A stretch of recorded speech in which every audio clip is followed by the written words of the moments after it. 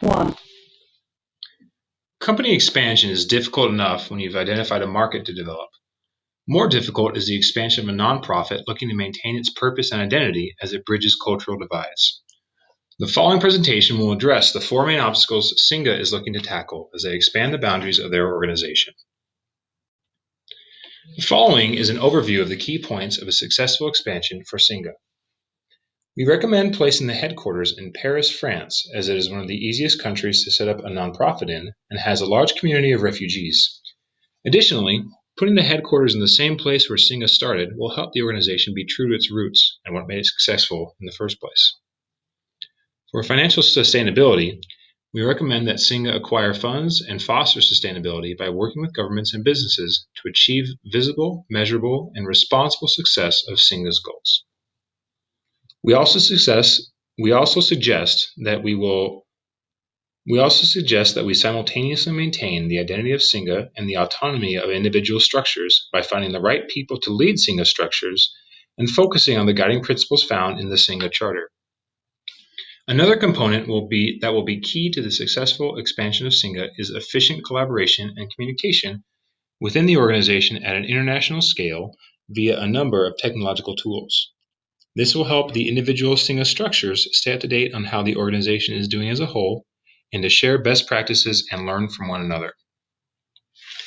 Per our research, the best place to center the headquarters of Singa would be France. This is due to the ease of becoming a nonprofit and the laws regarding refugees. The only thing needed to start a nonprofit is to declare the status of nonprofit through the association Law 1901. The only requirements would be to have one person declare Singa as a nonprofit and to have an active bank account for funds. All of this can be completed within 5 days. Paris, France would be a good centralized location for the other Singa European programs. The Canadian programs would have a slight time lag issue, but this can be mitigated through technology and other methods of communication. France has also shown its willingness to help refugees by accepting the second most amount in Europe, 66,000. The United States, Germany, and Canada were all locations that we considered to headquarters Singa. The United States would not be a good location due to recent political events in the country, which have put a strain on refugee relations in the United States. In Canada and Germany, it is much more difficult to become a nonprofit and receive funding. The process requires an ample amount of paperwork and will also require months of examination from each of the respective governments to determine whether or not Singa could be considered a national nonprofit. Overall, France is the best location due to the ease of becoming a nonprofit quickly, which would in turn mean that Singa could start helping refugees almost immediately.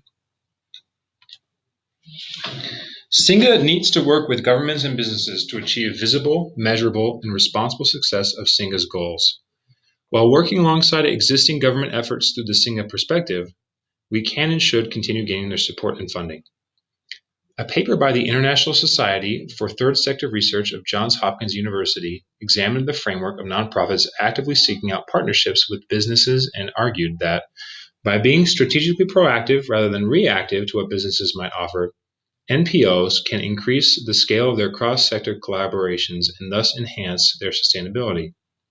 We recommend that Singa take an active approach in seeking out businesses to sponsor events, programs, etc. through common points of interest. Another method of acquiring sustainable funding would be through seminars and training events, where branch leaders and volunteers from all over the world come together to share ideas, be inspired, refocus their energies, and participate in making Singa a growing community. A key to maintaining Singa internationally, yet allowing local flexibility, will be the guiding principles of Singa. These principles will be the embodiment of Singa methodology and the basis of maintaining identity while permitting autonomy. As Singa enters new regions, it will be necessary to adapt to the unique culture of a country. Their approach cannot be a one-size-fits-all. For example, the nonchalant approach to life in Spain contrasts starkly with the rigid structure of Germany. In theory, these guiding principles of Singa are the standard to which ideas, projects, and initiatives would be judged against. If an idea is not true to a guiding principle at any given point in the proposal phase, then it is revised or, if necessary, dismissed. Singa has already established guiding principles and a charter to govern Singa structures while preserving freedom to adapt to various cultures. The most essential aspect of maintaining this pattern will be finding the right people to be structure heads. A study by the International Society for Third Sector Research of Johns Hopkins conducted detailed interviews with 43 leaders of nonprofit organizations that had been impacted by a major meteorological or ecological crisis, such as oil spills or hurricanes. 6 major characteristics of effective crisis leadership emerged during this crisis, including being a team player, being strategic, being transparent with stakeholders, being quick to respond, being self-composed, and being prepared. These are the kind of people that Singa needs to find. During the beginning phases of growth, Singa can reach out to universities and schools in various cities throughout the world, offering them the opportunity to take Singa to students and refugees through clubs and volunteering projects. As it grows within the local community, it will invite the attention of local leaders and entrepreneurs who will take on the challenge to grow Singa worldwide.